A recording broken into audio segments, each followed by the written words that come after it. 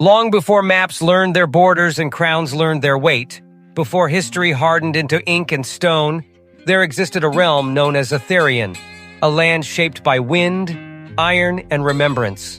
Its mountains stood like judges carved by time, and its valleys carried echoes of forgotten vows. In Etherian, a man's name was less important than his honor, and honor was measured not by victory, but by what one endured without breaking. In the eastern lowlands, where ash trees bent beneath constant storms, a child was born during a night of unnatural silence. No thunder spoke, no animals stirred. The elders marked the moment with unease, for stillness was a rare thing in a land that lived by omens. The child was named Kael, a simple name, chosen to avoid attention, though fate rarely respected caution. Kael's father was a shield-bearer, a man whose life belonged to battlefields not recorded by bards. His mother wove linen and warnings, teaching her son that survival required restraint as much as strength. From them, Kael inherited patience, and from the land itself, he inherited hardship.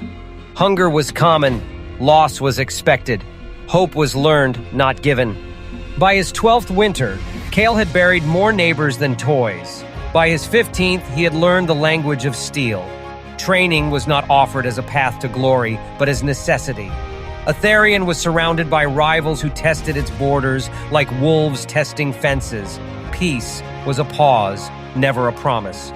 When Kael reached manhood, the banners were raised once more. The southern principalities had united under a warlord who believed Etherian weak with age.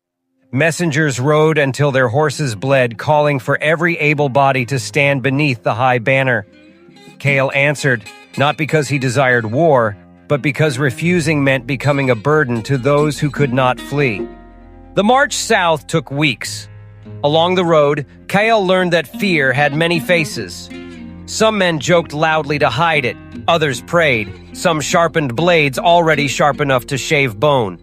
Kael remained quiet, watching, listening, remembering. Silence, he learned, unsettled enemies more than shouting ever could. The first battle came at dawn. Fog lay heavy across the plain, muting screams and blurring lines between friend and foe. Kael fought as he had been taught, conserving motion, striking only when certain. When the sun finally burned the mist away, the field revealed bodies twisted into shapes no sculptor would dare imagine. Victory was declared, but nothing felt won. War stretched onward, season after season.